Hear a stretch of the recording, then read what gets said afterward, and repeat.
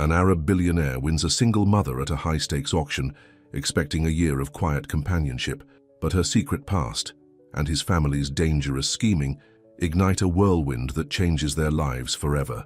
Before we get into the story, comment below where in the world you are watching from today. Trinity Robinson stared at her reflection in the mirror of her small Atlanta apartment bathroom. Her hands were shaking as she applied the last touches of makeup.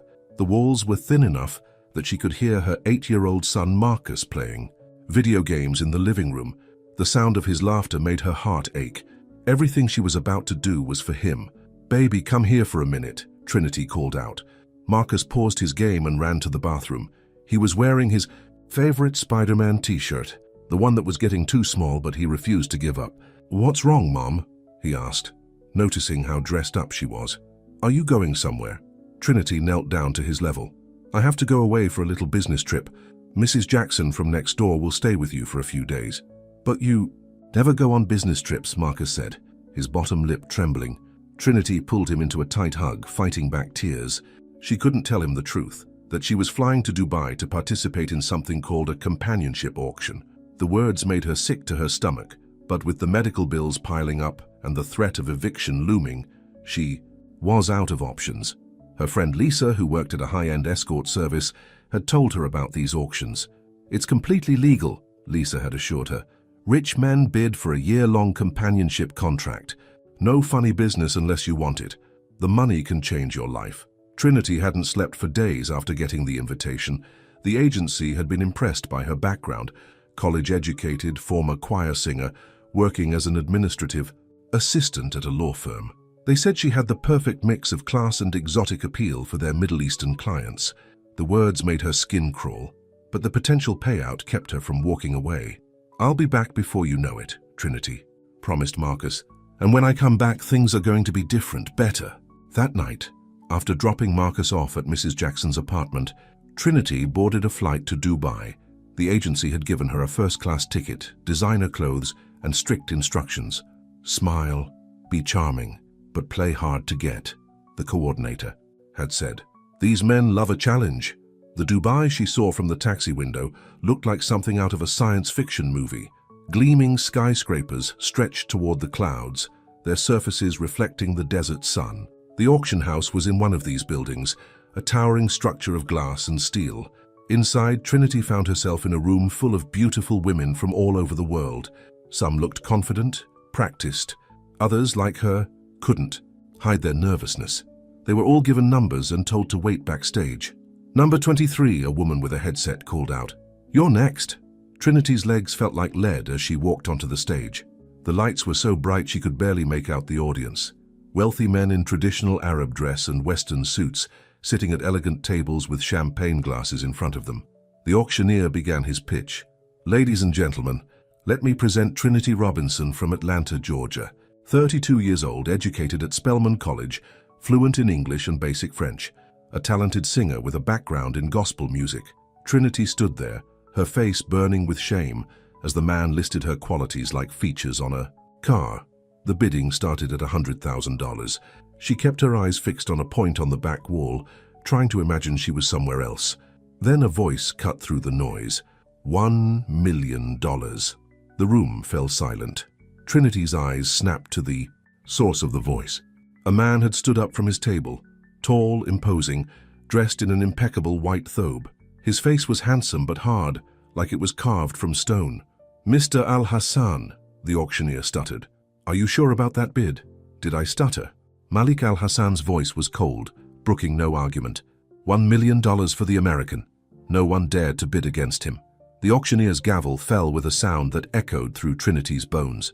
Just like that, her life had been bought and sold. Backstage, her hands wouldn't stop shaking as she signed the contract. 1 year of companionship in exchange for $1 million. The agency would take their cut, but it would still be enough to secure Marcus's future. Private school, college fund, a house in a better neighborhood. "Mr. Al-Hassan will send a car for you tomorrow morning," the coordinator told her. "Here's a copy of the contract and his family's etiquette requirements." That night, alone in her luxury hotel room, Trinity finally let herself cry. She pulled out her phone and looked at a picture of Marcus. "It's just 1 year," she whispered to herself. 1 year to change our lives forever. But as she read through the contract one last time, her blood ran cold. There, in small print, was a clause she hadn't noticed before. The companion agrees not to bear any children during the contract period or to make any claims on the client's family legacy. Trinity's hand went to her stomach instinctively.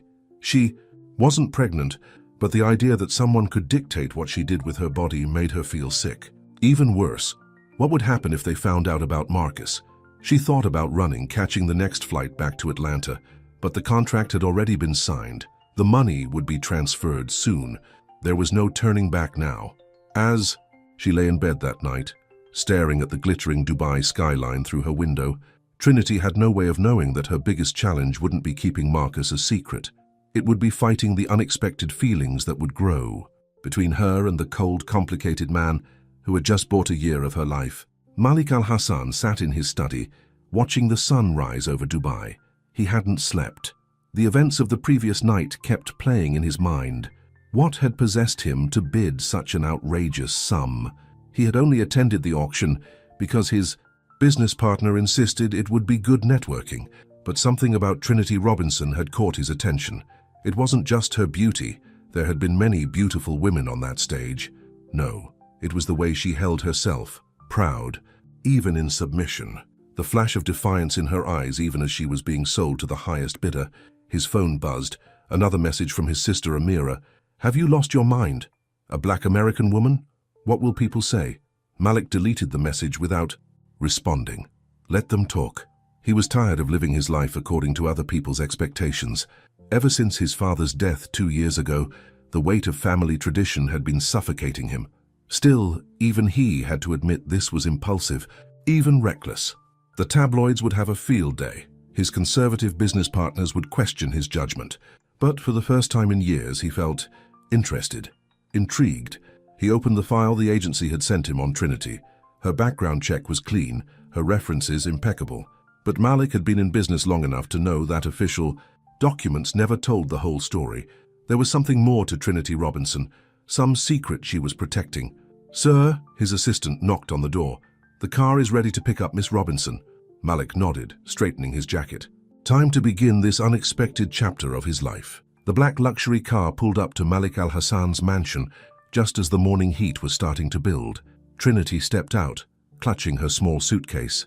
The house looked like something out of a magazine, all white stone and graceful, arches with perfectly manicured gardens stretching in every direction. A stern-faced housekeeper met her at the door. "I am Mrs. Samira," she said, her accent thick. "I manage the household. Come, I will show you your rooms." Trinity followed her through halls decorated with priceless artwork and crystal chandeliers. The floors were marble, and her heels clicked with every step. This wasn't just wealth. It was old money, generations of it. "These are your quarters," Mrs. Samira said, opening a door to reveal a suite bigger than Trinity's entire apartment back home. "Mr. Al-Hassan expects you for breakfast in 30 minutes. Do not be late." As soon as she was alone, Trinity pulled out her phone. No signal. She'd have to figure out how to call Marcus later. Right now, she needed to get ready to face her. What was she supposed to call him? Owner? The thought made her stomach turn. Trinity changed into a modest blue dress the agency had provided and made her way to the breakfast terrace. Malik was already there, reading something on his tablet. He didn't look up when she approached. "Sit," he said, simply. Trinity sat, her back straight, hands folded in her lap. A servant immediately appeared with coffee and an array of breakfast foods she didn't recognize. "I have rules," Malik said, finally looking at her. His dark eyes were intense, almost angry. "You will learn them quickly if you wish to stay here." "I signed the contract," Trinity replied, trying to keep her voice steady. "I know the rules. The contract is paper. I'm talking about real rules." Malik put down his tablet. "You will dress modestly at all times. You will not leave the grounds without my permission. You will accompany me to social events when required, and you will never ever embarrass me in public." Trinity felt her temper flare. "I'm not a child, Mr. Al-Hassan. I know how to behave in public." A ghost of a smile touched his lips. "We'll see, and you will call me Malik. Mr. Al-Hassan was my father." Just then, a woman burst onto the terrace. She was younger than Malik, dressed in expensive designer clothes, her face perfect with makeup. "So it's true," she said in English, looking Trinity up and down. "You really did it, brother. Have you completely lost your mind?" "Trinity, meet my sister Amira," Malik said calmly. "Amira, this is Trinity Robinson. She will be staying with us for the next year." "This is beneath you," Amira spat. "What would father say?" "Father is dead," Malik replied coldly, "and I don't recall asking for your opinion." Amira turned to Trinity. "Listen to me carefully. You may have fooled my brother with whatever act you're playing, but I know exactly what you are: a gold digger, an opportunist. This is our family's home, and you don't belong here." Trinity stood up slowly, her voice quiet but firm. "You're right about one thing, Miss Al-Hassan. I am an opportunist. I saw an opportunity to make a better life, and I took it. But don't for a second think you know anything about me or why I'm here." Malik watched the exchange with interest. Most women would have cowered under Amira's attack, but Trinity stood her ground, dignified but not aggressive. "Interesting." "That's enough, Amira," he said. "Trinity is here at my invitation. She will be treated with respect." Amira stormed off, leaving an uncomfortable silence behind her. Trinity sank back into her chair, her hands shaking slightly as she reached for her coffee cup. "You handled that well," Malik observed. "I've dealt with worse," Trinity replied, and she had racist clients at the law firm, judgmental parents at Marcus's school, but thinking about Marcus made her heart ache. She needed to find a way to call him. The rest of breakfast passed in silence. Afterward, Mrs. Samira appeared to give Trinity a tour of the house and explain her schedule. There would be etiquette lessons, Arabic language classes, and a complete wardrobe fitting. "Mr. Al-Hassan has many important business associates," Mrs. Samira explained. "You must learn to be a proper hostess." By evening, Trinity's head was spinning with rules and expectations. She finally managed to get a signal on her phone and called Mrs. Jackson's apartment. "Mommy!" Marcus's voice made tears spring to her eyes. "Where are you? When are you coming home?" "I'm still on my business trip, baby," she said, trying to keep her voice steady. "Are you being good for Mrs. Jackson?" "Yes, but I miss you. And some kids at school were mean today. They said we're poor." Trinity's heart broke. "Don't you listen to them, Marcus. Things are going to be different soon, I promise." After hanging up, Trinity sat on her massive bed and let the tears fall. She was doing this for Marcus, she reminded herself. Every humiliation, every cold look, every demanding rule, it was all for him. A knock at her door made her quickly wipe her eyes. It was Malik. "We have a dinner engagement tomorrow night," he said. "Something suitable to wear will be delivered in the morning." He paused, studying her face. "Have you been crying?" "No," Trinity said quickly. "It's just allergies." Malik's expression didn't change, but something flickered in his eyes. "The first few weeks are always the hardest," he said, his voice softer than she'd heard it before. "It gets easier." Before she could respond, he was gone. Trinity went to the window, looking out at the Dubai skyline glittering against the desert night. Somewhere in that city full of money and power, she would have to find a way to survive, to keep her secret, to make this sacrifice worth it. In his study, Malik poured himself a drink and thought about the woman currently staying in his guest wing. She was a puzzle, proud but vulnerable, strong but clearly hiding something. When she'd stood up to Amira, he'd seen a fire in her that the agency's photos hadn't captured. His phone buzzed with messages from business associates, all trying to politely ask if he'd lost his mind. The conservative Arab business world was not known for its tolerance of unconventional relationships. But for the first time in years, Malik felt awake, alive. He pulled up the security feed from the garden cameras and saw Trinity walking alone among the flowers, her phone pressed to her ear. She was crying again, having what looked like an intense conversation. Who was she talking to? What secrets was she keeping? Malik Al-Hassan had built his fortune by solving problems and unlocking puzzles. Now he had a new one living in his house, and he intended to figure out exactly what Trinity Robinson was hiding. 3 weeks had passed since Trinity arrived at the Al-Hassan mansion. She was starting to learn the rhythms of the household. When to speak, when to stay silent, how to dress for different occasions. But every night she cried herself to sleep after talking to Marcus. "The other kids want to come over for a play date," Marcus told her during their nightly call. But Mrs. Jackson said no. "When are you coming home, Mom?" "Soon, baby," Trinity lied, her heart breaking. "Are you doing your homework? Eating your vegetables?" After hanging up, Trinity sat on her balcony looking at the stars. The night air was cool, a relief from the desert heat. She was so lost in thought, she didn't hear Malik approach. "You make these calls every night," he said, making her jump. "Who is so important back home?" Trinity's heart raced. "Just checking on my apartment, my bills, making sure everything's taken care of." Malik stepped closer, his expression unreadable in the darkness. "You're a terrible liar, Trinity Robinson." Before she could respond, Mrs. Samira appeared. "Sir, Mr. Kareem has arrived for your meeting." Malik gave Trinity one last long look before leaving. She let out a shaky breath. He was getting suspicious, and she needed to be more careful. The next morning, Trinity accompanied Malik to a charity gala at one of Dubai's most exclusive hotels. She wore a designer gown in deep blue, modest but elegant. The other guests stared and whispered behind their hands. "Ignore them," Malik said quietly as they entered the ballroom. "Hold your head high." "I'm used to people staring," Trinity replied. "Been dealing with it my whole life." Something softened in Malik's eyes. "Tell me about your life in America."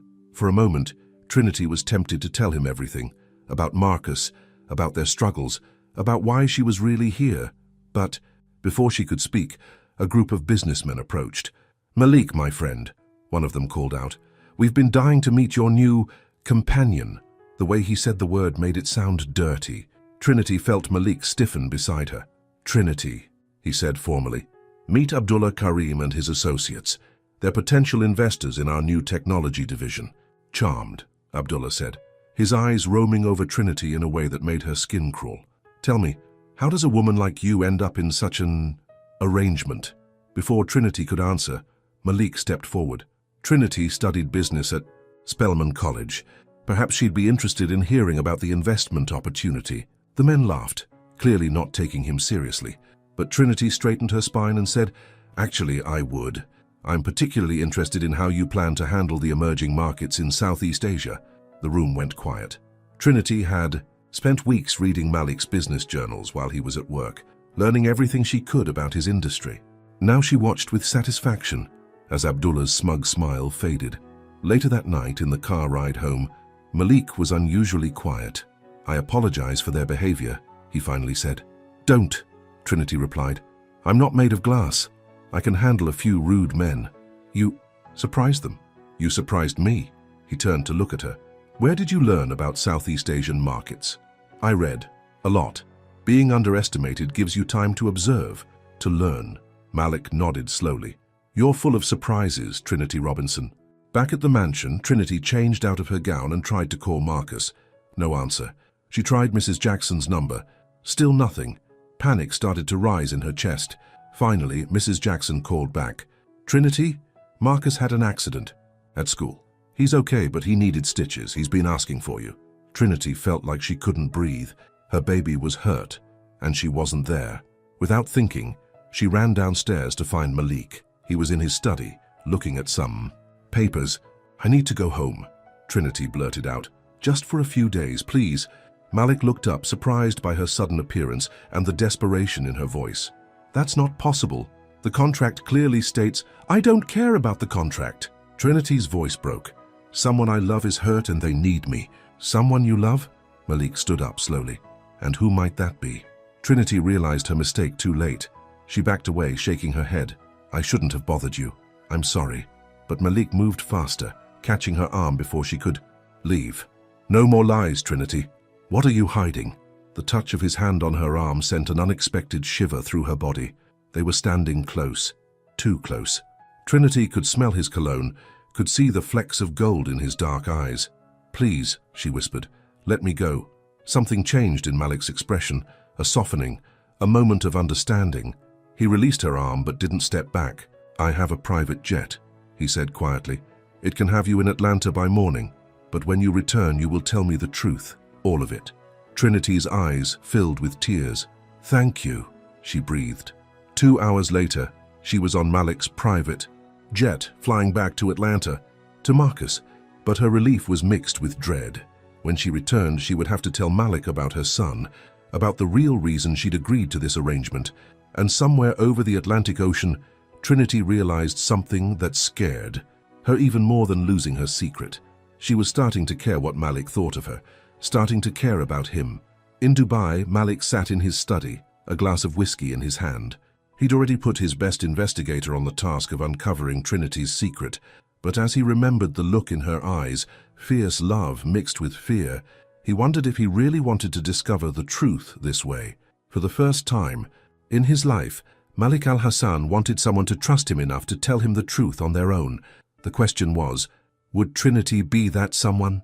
Trinity rushed through the hospital corridors, her heart pounding. She found Marcus in a small examination room, his arm bandaged and his eyes red from crying. The moment he saw her, his whole face lit up. "Mommy!" he cried out, jumping off the examination table and running into her arms. "You came back!" Trinity held him tight, breathing in his familiar smell. "Of course I came back, baby. I'll always come back for you." Mrs. Jackson stood in the corner, looking worried. "He fell during recess," she explained. 12 stitches, he was so brave." Trinity examined the bandage on Marcus's arm, fighting back tears. "What happened, baby?" "Some big kids were making fun of me," Marcus said quietly. "Said I was poor, and my daddy didn't want me. I tried to show them I could climb as high as they could on the monkey bars, but I slipped." Trinity's heart broke. All her sacrifices to give him a better life, and he was still getting bullied. She hugged him closer, not caring that her expensive clothes were getting wrinkled. Back at their old apartment, Trinity tucked Marcus into bed. He refused to let go of her hand. "Don't go away again," he pleaded. "Please, Mom." "Baby, I have to," Trinity said gently. "But it's not forever. And soon we'll have enough money for a new house, and you can go to a better school." "Where do you go when you leave?" Marcus asked. "Is it because of the mean man?"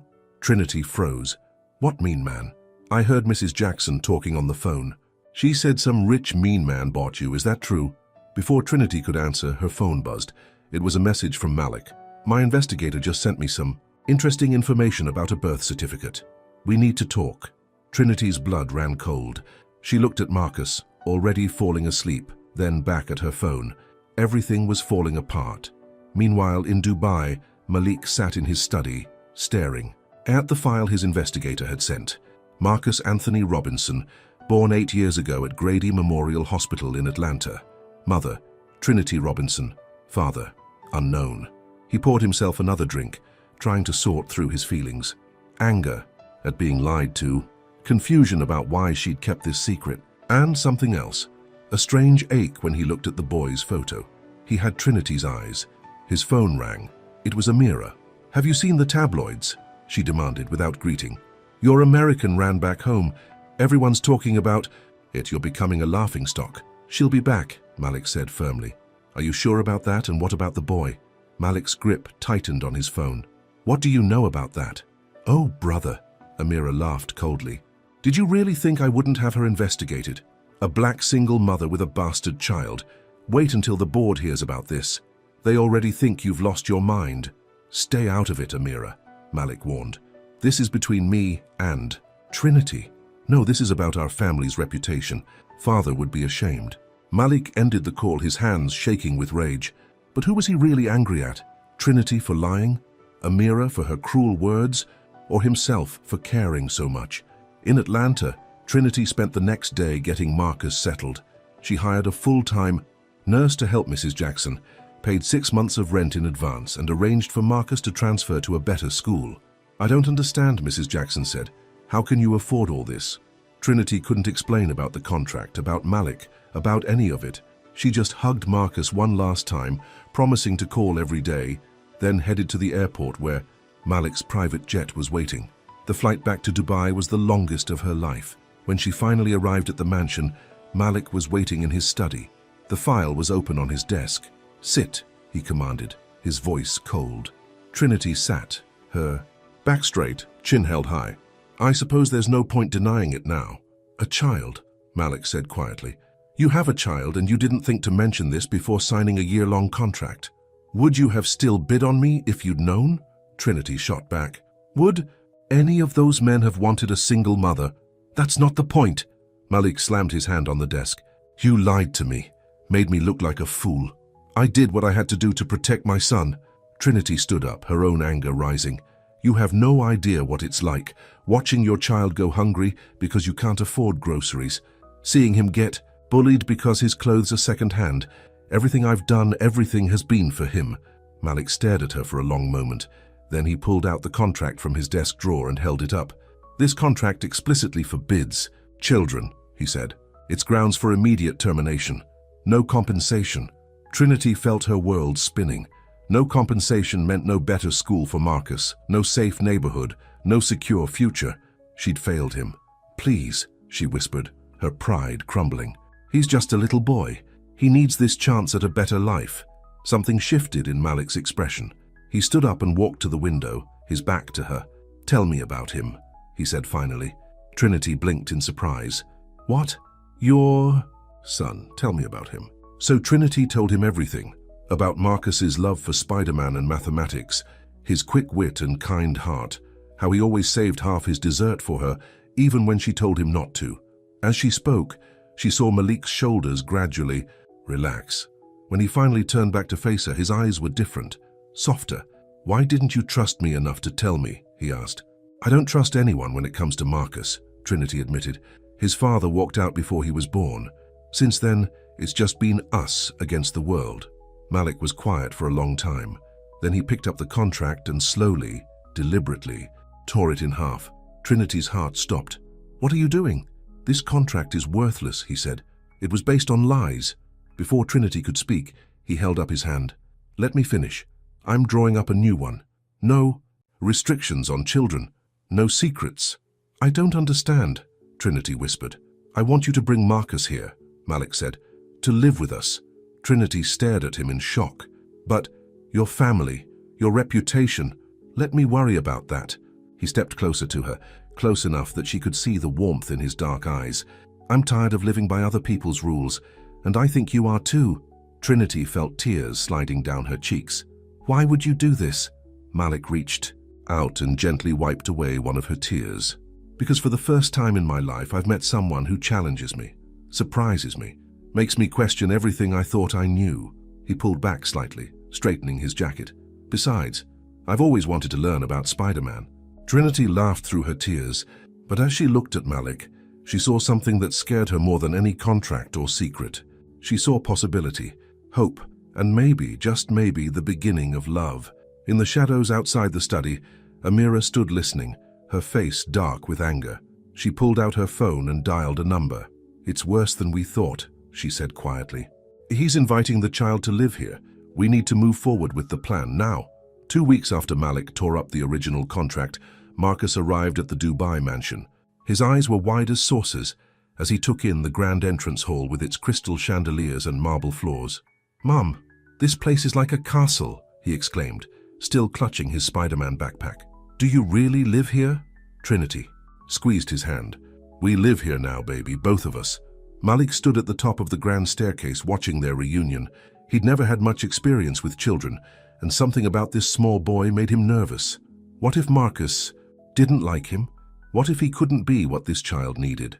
"Marcus," Trinity said gently, "I want you to meet someone very important. This is Malik." Marcus looked up at the tall man in the expensive suit. "Are you the mean rich man who bought my mom?" The room went silent. Trinity's face flushed with embarrassment, but to everyone's surprise, Malik laughed. A real laugh, not the polite chuckle he used at business meetings. "I suppose I am," he said, coming down the stairs, "though I'm trying not to be mean anymore. Your mother is helping me with that." Marcus studied him carefully. "Do you like Spider-Man?" "I'm learning about him," Malik replied seriously. "Perhaps you could teach me?" A slow smile spread across Marcus's face. "I brought all my comics. We can start with the origin story." Mrs. Samira appeared, looking uncomfortable. "Sir, where shall I put the child's things?" "In the blue suite next to his mother's room," Malik said. "And Marcus will need a desk for his schoolwork. Have one brought up." "A desk of my own?" Marcus's eyes lit up. "Mom, did you hear that?" Trinity watched as Malik led Marcus up the stairs, pointing out different rooms and asking questions about Spider-Man. Her heart felt like it might burst, but a shadow crossed her face as she remembered Amira's cold stare at breakfast that morning. Later that night, after Marcus was asleep in his new room, Trinity found Malik in his study. "Thank you," she said softly, "for everything." Malik looked up from his work. "He's a remarkable child, smart, observant.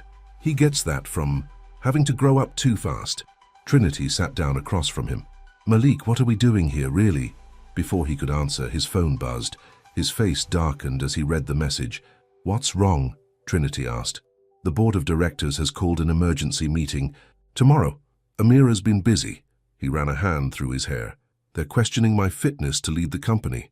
Because of me? Because of Marcus? Because I'm not playing by their rules anymore." Malik stood up and walked to the window.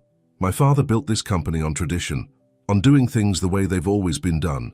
Now they think I'm destroying his legacy." Trinity felt sick. "I never meant to cause trouble for you." Malik turned to face her, his eyes intense.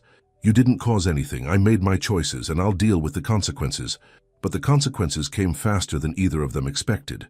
The next morning, the local papers ran headlines about the American woman and her secret child. Photos of Marcus playing in the mansion's garden were splashed across the front pages. "How did they get these pictures?" Trinity demanded, her hands shaking as she held the newspaper. "The garden is private property." "Someone inside the house must have taken them," Malik said grimly. "Someone who wants to destroy us." Amira burst into the breakfast room, waving her own copy of the paper. "Well, brother, you've really done it now. The conservative families are pulling their investments. The board is in an uproar, all because you couldn't control your infatuation with this. Choose your next words very carefully, sister." Malik's voice was deadly quiet. "Remember, you're talking about my family." Amira's eyes widened. "Family? You can't be serious. This woman and her bastard child will never be part of our family. Get out." Malik stood up slowly. "Get out of my house." "It's our house," Amira spat. "Father left it to both of us, and I won't stand by while you destroy everything he built." She stormed out, leaving behind a heavy silence. Trinity felt tears burning in her eyes. "I should take Marcus and go," she whispered, "before we ruin everything for you." "No." Malik moved to her side, taking her hands in his. "Listen to me, Trinity. My whole life I've done what was expected of me, been who everyone wanted me to be until you came along, you and Marcus. You make me want to be better, to build something new." Trinity looked up at him, seeing the sincerity in his eyes. "But your company is just a company. I can build another one." He touched her cheek gently. "What I feel for you, that's not something I can replace." The moment was broken by Marcus's voice from the doorway. "Mom, why is that mean lady saying we have to leave?" Trinity and Malik turned to see Marcus standing there in his Spider-Man pajamas, looking scared. Before Trinity could respond, Malik walked over and knelt down to the boy's level. "No one is making you leave, Marcus," he said firmly. "This is your home now. Both of you belong here with me." Marcus studied him with those two wise eyes. "Promise?" "I promise." Malik held out his hand solemnly. "Spider-Man honor?" Marcus broke into a grin and shook his hand. "Spider-Man honor." But even as Trinity watched this touching scene, her heart was troubled. She'd seen the darkness in Amira's eyes, the hatred. This wasn't over. In a luxurious office across town, Amira sat across from Abdullah Karim, Malik's biggest business rival. "Everything is proceeding as planned," she said. "The board is turning against him. The social pressure is mounting. Soon, he'll have no choice but to send them away." Abdullah smiled coldly. "And if he doesn't?" "Then we move to Plan B." Amira pulled out a file. "I've found Marcus's father. He's willing to cause trouble in for the right price." Outside the window, storm clouds gathered over Dubai, a symbol of the darkness that was coming for this newfound family's happiness. Trinity was helping Marcus with his homework in the mansion's library when Mrs. Samira appeared at the door, her face tense. "Miss Robinson," she said stiffly, "there's someone here to see you." Trinity looked up, expecting another reporter or maybe one of Malik's business associates. Instead, she found herself staring into a face she hadn't seen in 9 years. "Hello, Trinity," said James Parker, Marcus's father. "Long time no see." Trinity's blood ran cold. She turned to Marcus quickly. "Baby, go to your room and start getting ready for bed. I'll be up soon." "But Mom..." "Now, Marcus." Something in her voice made Marcus obey without argument. As soon as he was gone, Trinity rounded on James. "How dare you come here?" she hissed. "How did you even find us?" James looked around the opulent library with a smirk. "Nice place you've got here. Really moved up in the world, haven't you? A little boy told me his mom was living in a castle in Dubai. Wasn't hard to figure out which castle." "Get out," Trinity said, her voice shaking. "You gave up any right to be in our lives when you walked out on us." "Actually," James pulled out some papers, I never legally gave up my parental rights, and I'm thinking it's time I got to know my son. Unless, of course, we can come to some kind of arrangement." Before Trinity could respond, a deep voice came from the doorway. "Is there a problem here?" Malik stood there, his presence filling the room. James straightened up, trying to match Malik's imposing stance. "No problem," James said smoothly. "Just catching up with an old friend. I'm James Parker, Marcus's father. The father who abandoned his pregnant girlfriend and hasn't paid a dime in child support for 8 years. Malik's voice was ice cold. "That, James Parker?" James's smile faltered slightly. "Look, I've changed. I want to make things right, be part of my son's life." "You mean you want money?" Trinity spat. "How much did Amira pay you to do this?" A flicker of surprise crossed James's face before he could hide it. Malik caught it and stepped closer. "My sister contacted you, didn't she?" When James didn't respond, Malik continued, "Let me explain something very clearly. If you ever come near Trinity or Marcus again, I will bury you in so many lawsuits.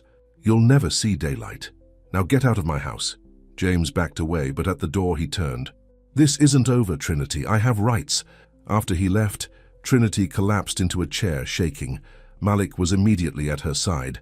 "He can't take Marcus," she whispered. "I won't let him." "Neither will I," Malik promised. He pulled out his phone. "I'm calling my lawyers right now. We'll file for full custody, get restraining orders, whatever it takes." Trinity looked up at him through tears. "Why are you doing all this for us?"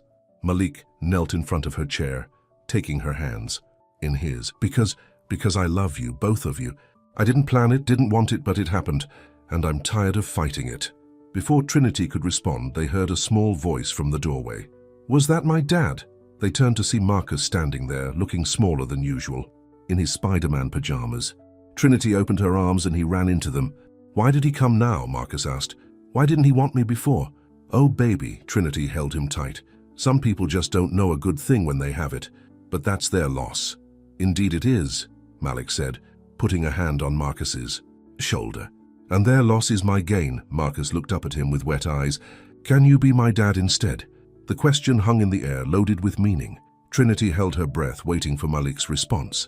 Malik's voice was rough with emotion when he answered. "I would be honored, Marcus, if that's what you want, if it's what both of you want." Trinity felt tears sliding down her cheeks as she watched Malik pull Marcus into a hug. This was everything she'd ever wanted for her son, a real father, a man who chose to love him. But their moment of happiness was short-lived. The next morning, papers arrived from James's lawyers, demanding joint custody. And worse, Amira had called an emergency board meeting. "They're voting tomorrow," Malik told Trinity that night in his study, "on whether to remove me as CEO. "This is all my fault," Trinity said. "If I hadn't come into your life, then I'd still be living." "Half a life," Malik interrupted, "following rules and traditions that mean nothing. You and Marcus gave me something to fight for." He pulled her into his arms, and Trinity let herself lean into his strength. But as she looked out the window at the Dubai skyline, she saw storm, clouds gathering. Tomorrow would bring either triumph or disaster. Across town, in a dimly lit office, Amira sat with Abdullah Karim and James Parker. "Everything is ready," Amira said. "Tomorrow, we destroy my brother's perfect little family. And we all get what we want," Abdullah added with a cold smile. "I get the company. You get your family's reputation back, and Mr. Parker here gets a very generous settlement." James looked uncomfortable. The boy seemed happy there. "Having second thoughts?" Amira's voice was dangerous. "Remember our agreement.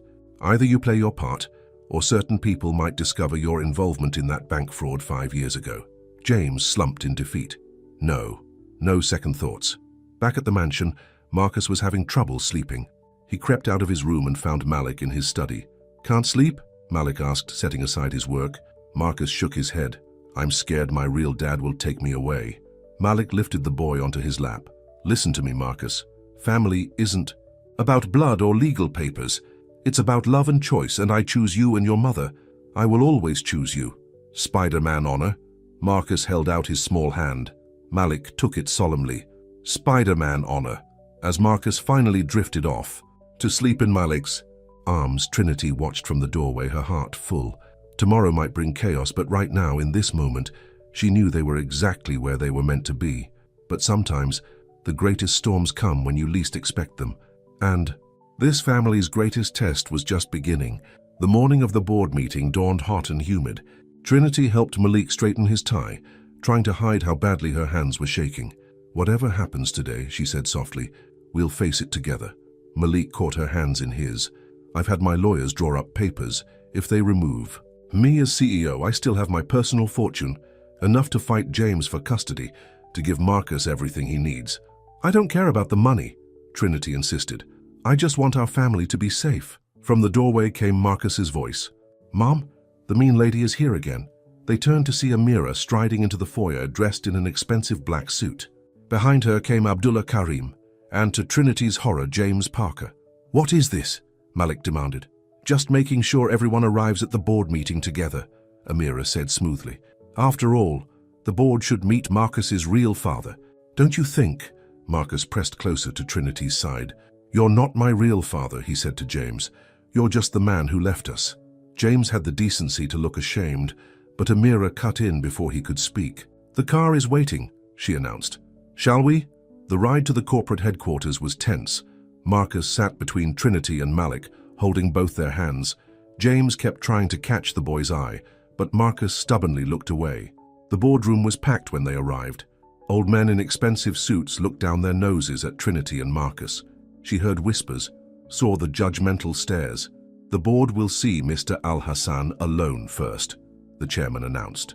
Before Malik went in, he knelt down to Marcus's level.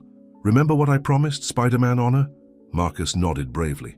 Spider-Man honor. Inside the boardroom, Malik faced his accusers. For 2 hours they questioned his judgment, his leadership, his commitment to tradition. Amira presented evidence of dropping stock prices, cancelled contracts, conservative investors pulling out. "And now you've brought scandal to our door," the chairman said gravely. "This American woman, her illegitimate child, that illegitimate child is the son of my heart," Malik interrupted, his voice firm. "And Trinity is the woman I intend to marry." A shocked murmur ran through the room. Amira's face went pale. "You can't be serious," she sputtered. "Brother, think about what you're saying." "I've never been more serious." Malik stood tall. "My father built this company on tradition, yes, but he also built it on family, on love. He taught us that family comes first, always." "And what about the child's real father?" Abdullah Karim spoke up smoothly. "Mr. Parker has rights, after all." Malik smiled coldly. "Interesting that you know so much about Mr. Parker's rights, Abdullah, almost as if you've been coordinating with him." He nodded to his assistant, who passed out folders to each board member. Inside were photos, Amira meeting secretly with Abdullah and James, bank transfers, emails discussing their plot. "My sister and Mr. Karim orchestrated this entire crisis," Malik announced. "They paid James Parker to cause trouble. They leaked stories to the press. They engineered the drop in stock prices by spreading rumors to investors." The boardroom erupted in chaos. Amira jumped to her feet, but security guards appeared at the doors. "This is nonsense," she shouted. "You have no proof." "Actually," came a new voice, "he has a witness." James Parker stood in the doorway, looking uncomfortable, but determined. "I can't do this anymore," he said. "Miss Al-Hassan approached me 3 weeks ago, offered me money to claim custody of Marcus, said it would help restore the family's honor." Amira's face contorted with rage. "To you, traitor, we had a deal." "I saw my son," James said quietly. "Saw how happy he is, how loved. I won't be part of destroying that. Not for any amount of money." The chairman called for order. After a brief discussion, the board voted. Malik would remain CEO. Amira and Abdullah would face criminal charges for corporate espionage and market manipulation. As security led them away, Amira turned to Malik one last time. "Brother, please, we're family." "No," Malik said sadly. "Family doesn't try to destroy each other. Trinity and Marcus, they're my family now." Outside the boardroom, Trinity and Marcus waited anxiously. When Malik emerged, Marcus ran to him. "Did you win?" the boy asked. Malik scooped him up. "We all won." James approached cautiously. "Trinity, can we talk?" Trinity tensed, but Malik squeezed her hand reassuringly. They found a quiet corner while Malik distracted Marcus with plans for ice cream. "I'm sorry," James said simply, "for everything, for leaving, for coming back like this, for letting them use me." "Why did you change your mind?" Trinity asked. "Because I saw what I threw away. That boy, he has a real father now, better than I ever could have been. James pulled out some papers. These are signed documents giving up all parental rights. Malik's lawyers drew them up. I won't bother you again. Trinity felt tears in her eyes. Thank you. As James walked away, Malik and Marcus joined her. Marcus was chattering excitedly about getting chocolate ice cream with extra sprinkles. Actually, Malik said, I have a better idea. What do you both say to a trip to New York? I hear they're filming the new Spider-Man movie there. Marcus's eyes went wide. Really? Can we go see it? Better than that, Malik smiled. I bought us tickets to the premiere and... He got down on one knee, pulling out a small box. I thought it might be a good place for a wedding, if your mother says yes. Trinity's hands flew to her mouth as Malik opened the box to reveal a stunning diamond ring. Marcus started jumping, up and down. Say yes, Mum, say yes. Through happy tears, Trinity nodded. Yes, 1,000 times yes. As Malik slipped the ring on her finger and pulled her into a kiss, Marcus hugged them both. Around them, the board members and employees who had gathered to watch broke into applause. But in the back of the crowd, a figure watched with dark eyes. Abdullah Karim's assistant pulled out a phone and dialed a number. It's done. They're all distracted with the happy ending. Should I proceed with the real plan? A voice on the other end answered, yes, let them have their moment. Soon they'll learn that every fairy tale has a dark side. The New York trip was everything Marcus had dreamed of and more. They stayed in a penthouse suite overlooking Central Park, and Malik arranged a private tour of the Spider-Man movie set. Marcus got to meet the actors and even try on a real costume. This is the best day ever, Marcus exclaimed, bouncing on his hotel bed, still wearing the mini Spider-Man suit the crew had given him. Can we live here forever? Trinity smiled as she packed for their return to Dubai. We have to go home, baby, but we'll come back for the wedding. The wedding plans were already underway. Trinity had found a beautiful venue in Manhattan, and Malik had insisted on flying in a famous designer to create her dress. Everything was perfect, too perfect. You're worried, Malik said that night after Marcus was asleep. They stood on the penthouse balcony looking out at the city lights. I keep waiting for the other shoe to drop, Trinity admitted. My whole life, whenever things started going well, something would happen to ruin it. Malik pulled her close. Not this time. Amira and Abdullah are facing charges. James has signed away his rights. We're free to be happy. But back in Dubai, trouble was brewing. Abdullah's assistant, Sarah Chen, sat in a dimly lit office with a man whose face was hidden in shadow. Everything is proceeding according to plan, Sarah reported. They're distracted with wedding plans. Security is relaxed. Good, the man replied. Abdullah may have failed, but we won't. The Al Hassan Empire will fall, and we'll be there to pick up the pieces. The next morning, Trinity woke to find Malik already on his phone, his face tense. What's wrong? She asked. Someone's been accessing our secure servers, he said. Corporate secrets, client lists, everything. The IT team can't trace the breach. Before Trinity could respond, Marcus ran in excitedly. Mom, Malik, look what came in the mail. He held up an envelope containing a Spider-Man comic book. It's a rare edition. The card says it's an early wedding present. Trinity frowned. Who sent it? Doesn't say. Marcus opened the comic carefully. Can I read it now? After breakfast, Trinity said. Something about the anonymous gift made her uneasy. Later that day, back at the mansion in Dubai, Trinity was helping Marcus with his homework when she noticed him rubbing his eyes. You okay, baby? Just tired, Marcus yawned, and my head hurts a little. Trinity felt his forehead. He was warm, too warm. Mrs. Samira, she called out. Can you bring the thermometer? But when Mrs. Samira took Marcus's temperature, it was normal. Still, something wasn't right. Marcus was never tired in the middle of the day. By dinner time, Marcus could barely keep his eyes open. When he nearly face-planted in his soup, Trinity knew something was seriously wrong. We need to get him to a hospital, she told Malik. At the emergency room, doctors ran tests while Trinity paced anxiously. Malik made calls, pulling strings to get the best specialists. Finally, a doctor emerged, looking grave. We found traces of an unknown substance in his bloodstream, some kind of synthetic toxin. Has he been exposed to anything unusual recently? Trinity's mind raced. Then she remembered the comic book. She ran to call the mansion. Mrs. Samira, the comic book Marcus got this morning. Where is it? I put it away in his room, miss. Should I? Don't touch it. Call the police. Tell them we need toxic substance experts. The lab results confirmed Trinity's fears. The comic book pages had been treated with a slow-acting contact poison. Just touching them had exposed Marcus to the toxin. Who would do this? Trinity sobbed as she watched Marcus sleep, hooked up to monitors and IVs. He's just a little boy. Malik's face was dark with fury. Someone trying to hurt me by hurting the people I love. He pulled out his phone. I'm calling in every favor, every contact. We'll find who did this. But they didn't have to wait long. A text message arrived on Malik's phone. Your sister wasn't thinking big enough. She just wanted to separate you from them. We want to destroy you completely. The antidote for the boy exists. The price is your entire company. You have 24 hours. Trinity read the message over his shoulder and felt her blood run cold. Malik, don't, he said firmly. Don't even suggest that Marcus's life isn't worth more than any company. He immediately began the paperwork to transfer ownership of his entire business empire to a numbered offshore account. But as Trinity watched him sign away everything he'd built, she noticed his hands were shaking.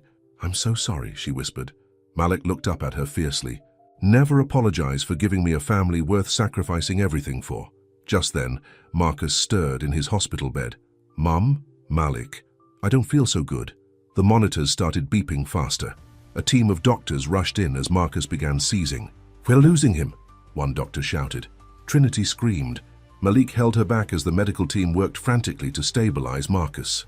After what seemed like hours, the lead doctor emerged. He's stable for now, but the toxin is spreading faster than we expected. Whatever you're planning to do, do it quick. He may not have 24 hours. Malik's phone buzzed with another message. Time is running out. Tick-tock. But as he reached for the final transfer documents, Trinity grabbed his arm. Wait, she said. The message, something about it seems familiar. She pulled out her phone and scrolled through old work emails from her time at the law firm. Then she found it, an internal memo about a case involving industrial espionage and synthetic toxins. Sarah Chen, Trinity breathed. She was Abdullah's assistant. But before that, she worked for a pharmaceutical company that was sued for developing illegal bioweapons. The case was settled quietly. Malik immediately called his security team. Within hours, they tracked Sarah to a private airfield. She was attempting to flee the country. When the police arrested her, they found the antidote in her briefcase. She broke under questioning and revealed her accomplices, a group of corporate raiders who had been waiting for years to take over the Al Hassan empire. The antidote was rushed to Marcus. Hours later, his fever broke. Can I have a cheeseburger? Were his first words upon waking. Hospital food is yucky. Trinity laughed through her tears, holding her son close. Malik joined their embrace and, for a moment, they just held each other. But later that night, after Marcus was asleep, Trinity found Malik standing alone on the hospital room balcony. What are you thinking about? She asked. How close we came to losing everything, he said quietly, and how none of it would mean anything without you and Marcus. Trinity leaned against him. So, what do we do now? Now? Malik smiled. Now we get married, and then we show the world what a real family empire looks like. In the distance, the sun was rising over Dubai, painting the sky in shades of hope. But in a prison cell across town, Sarah Chen smiled as she wrote a letter. On the envelope was a single name, Amira. The storm might have passed, but the clouds were gathering again, and this time, the stakes would be even higher. 3 weeks. After Marcus's release from the hospital, wedding preparations were in full swing. The Manhattan venue was decorated with thousands of white roses, and Trinity's designer dress was a masterpiece of silk and lace. You look like a princess, Mom, Marcus said during the final fitting. He was fully recovered, bouncing with energy in his little tuxedo. But even as Trinity smiled at her son's reflection in the mirror, a shadow crossed her face. That morning, they'd received news that made her question everything. Amira has been released from jail, Malik had told her over breakfast. Reduced. Sentence for good behavior. Now, as Trinity stood in her wedding dress, she couldn't shake the feeling of dread. In a small apartment across town, Amira sat reading Sarah Chen's letter. Her perfectly manicured nails traced the words, "The poison was just the beginning. The real plan starts at the wedding." Are you sure about this?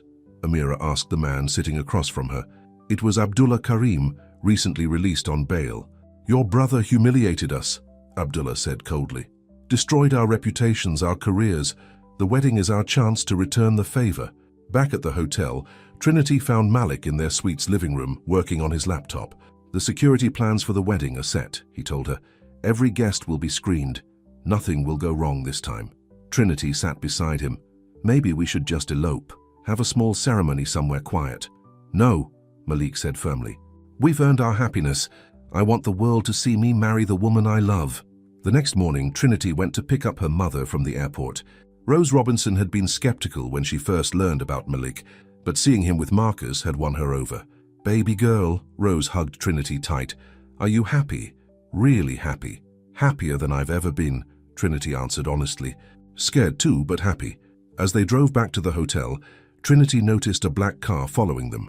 She took a few random turns, and the car stayed with them. "Mum," she said calmly, "call Malik. Tell him we're being followed." Before Rose could dial, another black car cut them off. Men in masks jumped out. "Get down!" Trinity screamed, but it was too late. The last thing she saw was a man with a syringe approaching her window. She woke up in a dark room, tied to a chair. Her mother was beside her, unconscious but breathing. "Welcome back," a familiar voice said. Sarah Chen stepped into the light. "Sorry about the rough treatment, but we needed to have a chat before the wedding." "The police know all about you," Trinity said, testing her bonds. "They'll find us." "Oh, we're counting on it." Abdullah Karim emerged from the shadows. "In fact, we've already sent your location to Malik. He should be here any minute." "Why are you doing this?" "Because my brother needs to learn," Amira's voice came from behind her. "Family is about blood, not love. He chose you over his real family. Now he'll pay the price." Trinity heard cars approaching outside. Malik was coming, walking right into their trap. But they'd all forgotten one thing. While they were focused on the door, waiting for Malik, Trinity had been working on her ropes. Growing up in a rough neighborhood had taught her a few useful skills. The moment Malik burst in with his security team, Trinity broke free. She grabbed a nearby pipe and swung it at Sarah, catching her by surprise. In the chaos that followed, she managed to untie her mother while Malik's men dealt with Abdullah. But Amira had a gun. "Stop!" she screamed, pointing it at Trinity. "All of you stop!" The room froze. Malik stepped forward slowly, his hands raised. "Sister," he said softly, "look at yourself. Look at what you've become." "What I've become?" Amira's hand shook. "You chose them over me, over your own blood." "No," Malik replied. "I chose love over hate, happiness over tradition, and you couldn't handle it." "He's right, Amira," a new voice said. Everyone turned to see Mrs. Samira in the doorway. She looked different, younger, stronger. "Mother," Amira whispered. Mrs. Samira, who Trinity now realized was Malik and Amira's mother, stepped into the room.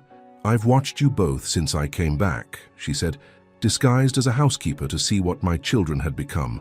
I saw Malik find love, find courage to be himself, and I saw you, daughter, let bitterness poison your heart. You left us." Amira's voice broke. "After father died, I left because I couldn't bear the prison of tradition anymore, just like Malik is. Breaking free now." Mrs. Samira moved closer. "But I never stopped loving you, either of you." The gun wavered in Amira's hand. Tears streamed down her face. "It's not fair," she whispered. "He gets everything, the company, a new family, love. You can have those things too," her mother said gently. "But first you have to let go of the hate." The gun clattered to the floor. Amira collapsed into her mother's arms, sobbing. As the police led Abdullah and Sarah away, Trinity hugged her own mother, who was shaken but unhurt. "I guess I'm getting a lot more family than I bargained for," Rose said weakly. Malik wrapped his arms around both of them. "Family is complicated," he said, "but love makes it worth it." Later that night, back at the hotel, Marcus climbed into bed between Trinity and Malik. "Is the wedding still happening tomorrow?" hubby asked sleepily. Trinity looked at Malik, who smiled. "Nothing could stop me from marrying your mother tomorrow." "Good," Marcus yawned. "Because I practiced my ring-bearer walk like 100 times. As Marcus drifted off to sleep, Trinity whispered to Malik, "Your mother, will she stay?" "She wants to know her grandson," Malik replied, "and maybe help Amira heal. If that's okay with you." Trinity thought about her own mother, about the power of maternal love. "Family is family," she said simply. Outside their window, the New York skyline glittered with promise. Tomorrow would bring a wedding, a new beginning, a blending of cultures and hearts. But in a small cafe across town, a man sat studying photos of the happy family. On the back of one picture was written, "The real threat was never Amira or Abdullah. Tomorrow, my dear brother Malik, you'll learn what true revenge looks like." The man smiled, tucking the photos away. In 12 hours, the wedding of Malik, Al-Hassan and Trinity Robinson would begin. And with it, one final storm would break. The morning of the wedding dawned bright and clear over Manhattan. In her bridal suite, Trinity stood before the mirror in her wedding dress, surrounded by her mother, Mrs. Al-Hassan, no longer pretending to be Mrs. Samira, and even Amira, who had been released into her mother's custody pending therapy and rehabilitation. "Something's missing," Rose said, adjusting Trinity's veil. Mrs. Al-Hassan stepped forward with a small box. "In our family, every bride wears this on her wedding day." She opened it to reveal a stunning diamond and sapphire necklace. "It's time for new traditions." Trinity's eyes filled with tears as the older woman fastened the necklace around her neck. This moment of peace felt almost unreal after everything they'd been through. There was a knock at the door. Marcus poked his head in, looking handsome, in his little tuxedo. "Mum, Malik says we have a problem. The priest hasn't shown up." Trinity's heart sank. After everything, was something going to go wrong now? In the groom's suite, Malik was on the phone with security. "What do you mean?" "He's not answering. We confirmed everything yesterday." A staff member rushed in. "Sir, we found this in the priest's hotel room." He handed over a note. "Did you really think I wouldn't get my revenge, little brother?" Malik's face went pale. "Omar," he whispered. "Who's Omar?" Trinity asked from the doorway. She'd rushed over as soon as she heard about the priest, not caring about the superstition of the groom seeing the bride before the wedding. "My half-brother," Malik said quietly, "from my father's first marriage. He was written out of the will years ago for embezzlement. I haven't seen him in a decade." "The priest," Trinity realized. "Omar has him?" "Sir," a security guard burst in, "we traced the priest's phone. It's showing movement near the old St. Patrick's Cathedral." Malik started for the door, but Trinity caught his arm. "We're doing this together." "You can't," he protested. "You're in your wedding dress." Trinity smiled fiercely. "Watch me." 10 minutes later, a sleek black car raced through Manhattan's streets. In the back, Trinity held her wedding dress up so she could run if needed. Malik made calls coordinating with security and police. They found Omar in the abandoned cathedral, holding the terrified priest at gunpoint. "Welcome to the wedding, brother," Omar sneered. "Or what's left of it." "Let him go," Malik said calmly. "This is between us." "Everything was always between us," Omar's voice echoed off the stone walls. "Father's love, the company, the inheritance. You took it all." "You stole from the company," Malik replied. "Betrayed father's trust? You did this to yourself. And now you're building a new family?" Omar laughed bitterly. "Playing daddy to some American woman's bastard child?" Trinity stepped forward, her white dress glowing in the dim light. "That bastard child has more honor in his little finger than you have in your whole body." "The famous Trinity Robinson," Omar mocked. "Tell me, what's your price?" "Everyone has one." "Love," Trinity said simply. "Family, things you wouldn't understand." Something flickered in Omar's eyes. Pain, loneliness, regret. Trinity pressed her advantage. "It's not too late," she said softly. "Put the gun down. Be part of this family the right way." For a moment it seemed to work. Omar's hand wavered. Then Marcus's voice rang out, "Mom, Dad." Everyone turned to see Marcus running down the cathedral aisle, followed by Mrs. Al-Hassan, Rose, and Amira. Omar's face hardened. He swung the gun toward Marcus. Several things happened at once. Malik lunged for his brother. Trinity ran for Marcus. Amira, closest to the boy, pulled him behind a pillar. The gun went off. When the echo of the shot faded, Omar lay on the ground, tackled by Malik. The gun had gone off into the air, hitting nothing but ancient stone. As the police led Omar away, Marcus ran to Trinity and Malik. "Are you okay? Did the bad guy hurt?" "You?" Malik scooped him up. "No, son, the bad guy didn't hurt anyone." Trinity looked at her watch and laughed suddenly. "Well, we're officially late to our own wedding." "Not necessarily," the priest said, straightening his collar. "This is still a house of God, and I believe we have all the necessary parties present." And so, in an old cathedral with morning light streaming through stained glass windows, Trinity and Malik were married. Not with 1,000 white roses and crystal chandeliers, but with their true family surrounding them. Marcus carried the rings perfectly. Rose and Mrs. Al-Hassan cried together in the front pew. Even Amira, standing quietly in the back, had tears in her eyes. "Do you, Malik Al-Hassan, take this woman to be your lawfully wedded wife?" Malik looked at Trinity, radiant in her slightly dusty wedding dress. "I do, forever." "And do you, Trinity Robinson, take this man to be your lawfully wedded husband?" Trinity squeezed Marcus's hand as she said, "I do. All of me, all of us, forever." Later, at the reception hastily relocated to their hotel, Marcus stood to make a speech. "When I was little, I used to wish on stars for a dad," he said, his voice clear and strong. "But I got something better. I got a whole family. Mom says family isn't about blood, it's about love, and we've got lots of that." Malik raised his glass. "To family, to love," Trinity added. "To new beginnings," Mrs. Al-Hassan said, squeezing Amira's hand. That night, after Marcus had fallen asleep surrounded by wedding cake crumbs, Trinity and Malik stood on their hotel balcony. "So," Trinity smiled, "was this the fairy tale ending you expected when you bid on me at that auction?" Malik pulled her close. "Better. This isn't an ending at all, it's a beginning." Below them, New York City sparkled. In Dubai, their home waited, and around them, a family born of choice rather than blood celebrated love's victory over hate, hope's triumph over fear. Trinity thought about the scared single mother she'd been, taking a desperate chance at that auction.